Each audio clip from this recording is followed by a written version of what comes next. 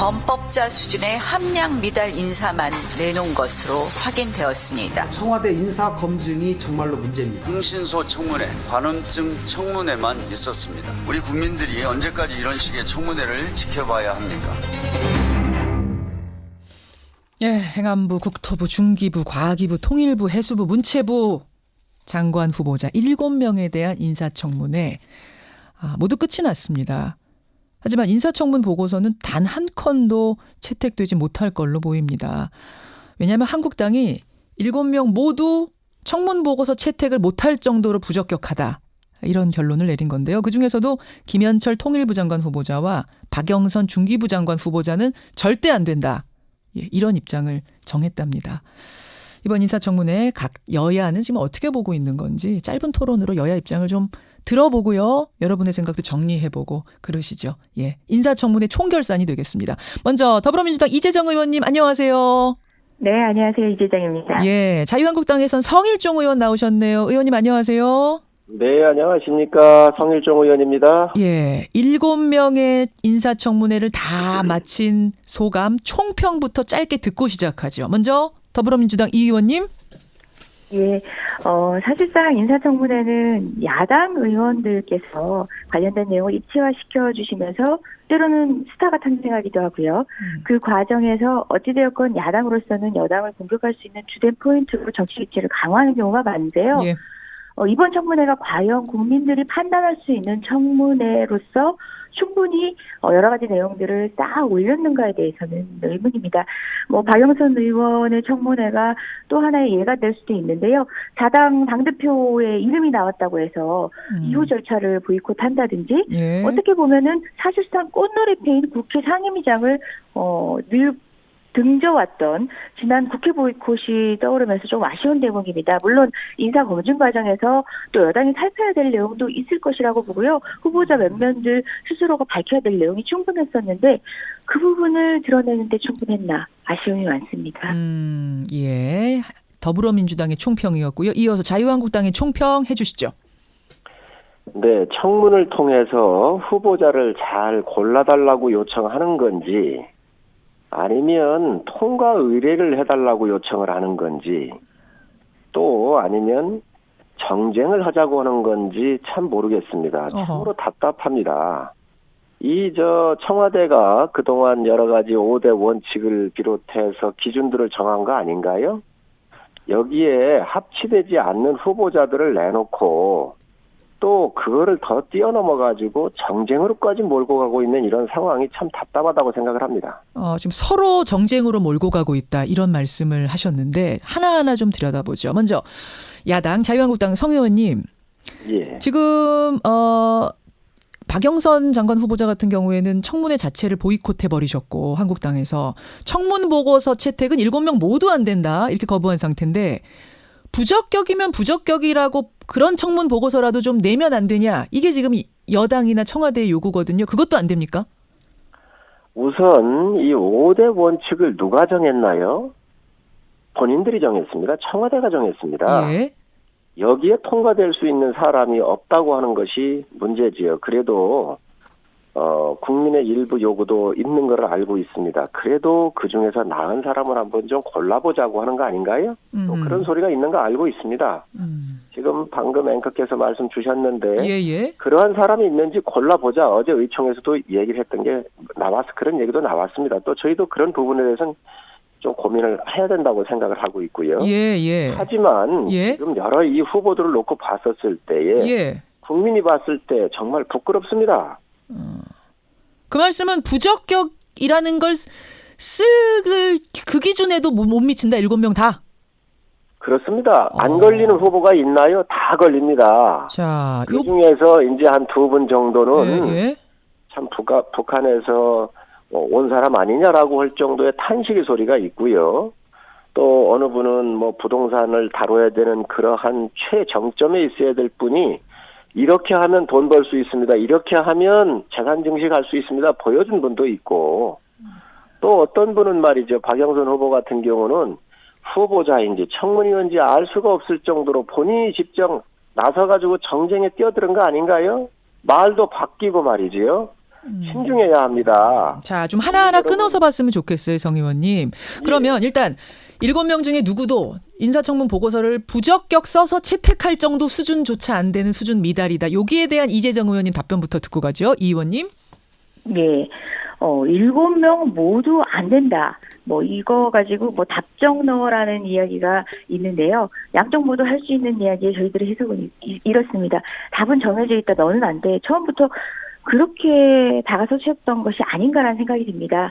7명 모두 한다면서 5대 원칙도 얘기하셨는데요. 예. 5대 원칙에 대해서는 구체적 세부 내용, 국민이 판별할 수 있는 세부 내용에 대한 공감대를 저희는 미리 얻었다고 생각하고요. 관련된 내용을 적용해 보더라도 이름 5대 원칙에 위배된 듯해 보이는 후보자와 그렇지 않은 후보자 또 구분되어 있습니다. 저는 지금 제가 여당이기 때문에 여당이 기본적으로 청문회를 대할 때는 방어의 의미로 대하기도 하고 야당은 공격을 하는 공격수가 되곤 하는데요. 제가 방어를 하고자 얘기한 게 아니라 제가 야당이었다면 정말 7명 각각의 문제들을 차이점을 드러내가면서 여당을 향해서 그 인사의 문제점을 할 겁니다. 지금 현재 김학의 차관권 관련해서 특검을 하자고 할 때도요. 관련되는 모든 것들 다 하면서 7, 8건을 특검을 하자 그러니 이건 특검을 하자는 건지 말자는 건지 모르겠습니다. 지금 7명 모두에 대해서 보이콧을 하겠다는 식의 말씀이신 것 같은데 청문회 보고서조차 채택하지 않겠다고 하는 얘기인데 저는 이건 대통령 인사에 대해 발목 잡기 이상도 이하도 아니라는 생각입니다. 자, 그 부분은 그렇고 성일종 의원님 한국당 일단 그 7명 중에서도 절대 안 돼라고 하신 걸 내놓은 걸 보니까 박영선 후보 중기부 장관 후보, 김현철 통일부 장관 후보 두 사람은 절대 안 돼 그러셨네요. 예, 왜 절대 안 되는지 설명해 주시죠. 우선 이재정 의원님 말씀 주신 것 중에 국민의 공감대를 얻었다 이렇게 얘기를 하셨고 발목 잡기다 그러셨어요. 예. 전에 박근혜 정부 때 김재수 장관 후보자 8%의 시중금리였는데 공무원 우대금리를 받아가지고 1.4% 깎아서 6.6%에 받아서 이걸 황제대출이다 그러면서 1.4%의 대출을 받았다 그러면서 이것을 공격을 해가지고 가짜뉴스를 만들어서 썼던 적이 있습니다. 되돌아보시기 바랍니다. 지금 이 두 분의 후보에 대해서 말씀을 하셨는데 정말로 안 되는 일들입니다. 여러분 이거 국민들께서 다 판단하시지 않겠습니까? 특별히 어떤 점이 가장 문제라고 보시면 시간 이제 한정이 되어 있기 때문에 조금 이야기를 좁혀서 제가 청문회로 들어갔기 때문에 박영선 후보자 이 문제가 많습니다. 서민 코스프레 하면서 특권층 삶을 다 누렸지요. 또 특권층의 삶 예를 들면 어떤 것들을 지금 보신 거예요? 아들 교육에서부터 지금 그 수술 받은 부분도 얘기를 하시는데 사실 묻는 건 좀 세련되게 묻지 못한 부분은 있지만 그 암 수술 관련된 그렇습니다. 황후 진료 받은 거 아닌가요? 진료 예약도 아니하고 또 가가지고 초음파 기기를 가져와서 특정한 장소에서 이분만을 위해서 하느라고 이런 사실이 있다 해서 제보를 받아서 이걸 물어본 겁니다. 그러니까 이거를 의료법을 위반이다 하는 식으로 이렇게 되돌리면서 가지를 않나. 또 황교안 대표를 끌어들여가지고 지금 정쟁으로 해서 자기 걸 덮으면서 지금 국민의 시선을 다른 데로 돌리고 있잖아요. 후보자는 국민들한테 자기 철학, 살아온 삶, 그리고 입법이 있었는지 없었는지 탈법을 했는지 안 했는지 이런 부분에 대해서 이해를 구하고 문제가 있으면 죄송하다고 얘기하면서 기다리는 게 맞습니다. 이런 후보자를 지금도 이렇게 아나무인인데 장관 돼가면 어떻게 하겠습니까? 아나무인이다. 아니 한국당은 그렇습니다. 원래는 박영선 장관 후보자를 크게 문제 삼지 않았다가 인사청문회 끝나고 나서 보니까 절대 안 되겠다 이렇게 된 건가요? 아니죠. 왜 없었습니까? 여러 가지가 있었죠. 그런 것들을 우리가 질의를 여러 형태로 해보니까 이분이 다 이 상황을 전개해가지고 다른 방향으로 가요. 골프를 갔냐 그러니까 국정원에서 미행을 했다. 사찰을 받았다 그래요. 아니 해외 나갈 때 말이지요. 공항에서 다 압니다. 의원 나가고 안 나가는 거. 문제는 골프를 갔냐 안 갔느냐 이 문제인데 국정원을 끌어들였고요. 예를 든다고 한다면 모든 사안이 그렇습니다. 지금 아까 말씀드렸지만 황후 진료 받았느냐 이 얘기했을 때 의료법 위반이다라는 거로 이렇게 바꿔가고 그 사실만 얘기하면 될 거 아닙니까? 특혜 진료진 그 부분. 그렇습니다. 의혹? 또 여기에서 지금 그 법무부 장관이 예, 예. 왔었을 때 이 CD를 보여줬느냐 안 보여줬느냐 이거 얘기를 하는데 김학의 CD. 예. 그렇습니다. 김학의 CD도 문제가 그렇습니다. 실질적인 문제는 이 사건에 대해서 은폐 축소가 있었는지 예. 권력의 개입이 있었는지 이런 거에 대해서 얘기를 해야지 지금 대표를 끌어들여가지고 장관 된 지 이틀만입니다. 이틀만. 끌어들인 것이다. 알겠습니다. 자, 그러면 여기에 대한 민주당 답변 듣죠. 지금 박영선 후보자가 가장 문제다 하셨는데 어떻게 생각하세요? 네. 박영선 후보자 가장 문제다. 이게 바로 야당 의원님의 문제입니다. 국민 정서하고는 좀 달리 가시는 것 같아요. 제가 야당 의원이었으면 전략을 다르게 긋겠습니다. 국민 여론이 주목하는 후보자는 다르긴 합니다. 뭐 그 부분에 대해서도 저도 뭐 할 말은 있습니다만은 여튼 박영선 후보자로 찝은 것은 국민 여론과 반대로 가시는 것 같고요. 전략 수정을 조금 하시는 게 좋겠어요. 제가 참조해서 말씀드린 건데. 자, 박영선 후보자에 대한 관음증 청문회. 제가 볼 때는 청문위원들의 자격이 부적격입니다. 관음증 청문회라 그러셨어요. 지금 관음증 청문회. 예, 맞습니다. 박영선 후보자가 유방암 그런 아픈 경험의 기억이 있는지 저희 동료 의원들도 이번 청문회 과정을 통해서 알았습니다. 지금 황제진료 얘기하시는데요. 예. 그렇다면은 일흥의 제보로 바로 이런 자료 요구하지 마시고요. 제보를 두드려보고 제보의 근거가 될 다른 자료를 먼저 찾으셨어야죠.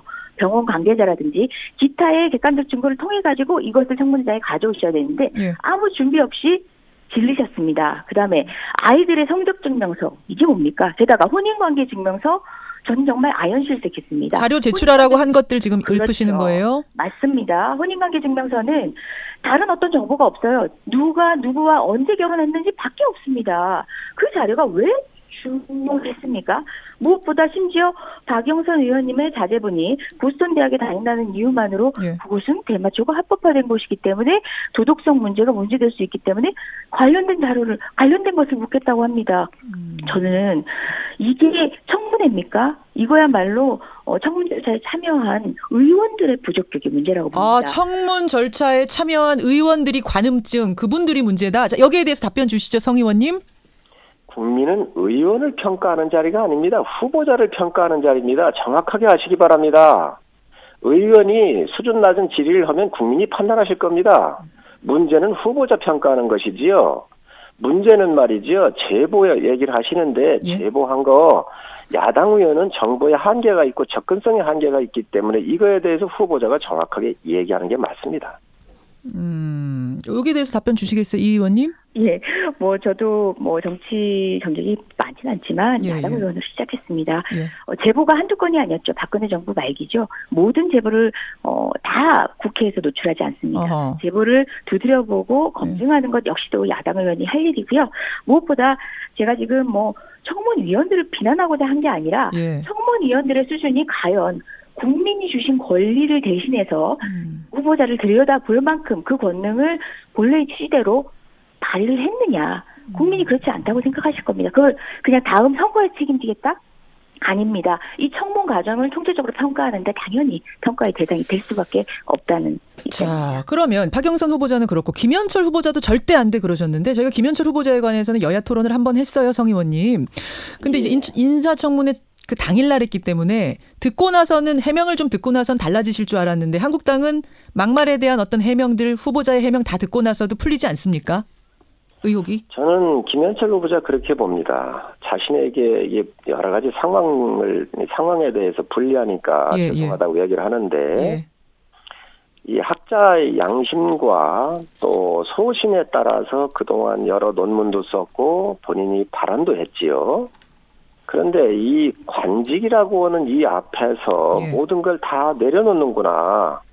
이렇게 관직이 좋은가 하는 참 씁쓸함을 우리가 느끼지 않을 수가 없었고 특히 이 안보 사령탑 중에서 북한과의 관계는 국민 정서가 굉장히 중요하고 국내적 지지를 받아야 북한하고 함께 여러 가지 문제를 논할 수 있습니다. 국민의 뜻을 북한하고 얘기할 거 아니겠습니까? 또 잘못됐으면 우리 국민 뜻은 이건데 이렇게 좀 가자라고 얘기를 해야지요. 그런데 이런 거에 대해서 이 분이 얘기하는 게 박광자 씨의 사건 났을 때 통과 의뢰라 그랬어요. 천안함 피격 사건에 대해서도 이 사람이 참 하지 못할 이 얘기를 다 해놨거든요. 그래놓고 나서 지금 와가지고는 죄송하다. 이렇게 과연 여러분 이거 국민이 받아들일 수 있겠습니까?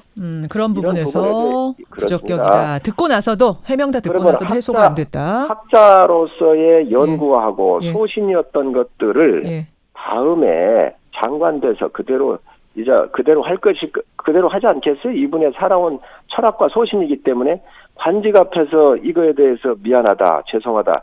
이게 국민이 받아들일 수 있겠습니까? 자, 그럼 이 이야기 나온 김에 마저 질문 좀 드릴게요, 성 의원님. 만약 인사청문 보고서 채택 안 된다고 해도 대통령이 절차에 따라서 장관은 임명할 수 있거든요. 7명 모두 임명을 한다. 그러면 그다음 한국당이 다른 계획도 가지고 계세요? 대응 계획을?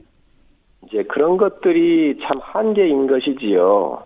국민의 여론하고 어떤 것도 상관없이 오만과 독선에 젖어가지고 그냥 임명했었을 때 책임은 청와대에 있는 것이지 뭐 야당에 무슨 대안이 있겠습니까? 계속 알겠습니다. 항의하고 국민의 뜻을 전달하는 거 이외에는 없습니다. 자, 이재정 의원님 민주당 일단 김현철 후보에 대한 평가 주시고요. 또 민주당은 7명 전원 적격인 건지 아니면 그중에서 한두 명 걸리는 사람이 있는 건지 요거에 대한 입장도 좀 정리해 주세요. 예. 하필 또 김현철 후보였습니다. 통일부. 제가 국민과 반대로 가신다는 얘기를 할 때 굳이 한두 분을 찍을 때 5대 원칙에 어긋나는 외견상 5대 원칙에 어긋나는 듯해 보이는 후보도 있었습니다. 근데 김현철 후보, 박영선 후보 그 5대 원칙에 어긋나는 지점은 없습니다. 특히 김현철 후보가 학자로서 오래 생활을 했는데 이런 경우 치고 종래에 여야의 정권들을 다 통틀어서 예. 종래에서 논문 표절 한 번 없었던 사람 처음입니다. 그러니까 결국 지금 문제가 되는 건 막말인데 막말. 거기에 대해서 사과한 것만으로는 한국당은 부족하다는 거예요. 사과로는. 막말. 5대 원칙에 대해서 하도 얘기를 하시니까 어느 하나 만족시키는 사람 없었는데 허필 둘 되는 사람이 5대 원칙에는 어긋나는 게 없는 사람이었고요. 김현철 후보자의 막말 같은 경우는요. 저는 막말 들여다봐야 돼요. 비판이나 표현의 수위가 선을 넘었다. 라는 것과 그 비판을 한 대상에 대한 기본적인 인식과 가치관이 이 사회에서 받아들일 수 없다라는 부분인데요. 김현철 후보자가 실제 우리 당에까지도 특정 표현들을 했습니다. 하지만 그분이 그 표현을 했던 것 충분했다고 생각하지 않습니다. 그 방식은 사실은 저도 동의할 수 없는 방식이 옳지 않다. 그렇지만 그분 역시도 공직자로서 그분이 취할 수 있는 태도에 대한 개념이 없는 분이 아니라고 생각하고 그 부분에 대한 반성이 있다면 이 부분은 받아들일 수 있는 부분이라고 그럼 이 의원님 아까 주목하는 사람은 따로 있다고 하셨는데 민주당에서 부적격으로 보고 있는 후보자 있습니까? 아닙니다. 제 말은 5대 원칙의 기준으로 봤을 때 1등. 다시 말해서 이제 5대 원칙 중에서 지금 문제 삼고 있는 것은 부동산 투기 의혹이 정리를 좀 하겠습니다. 몇 번 있었으니까요.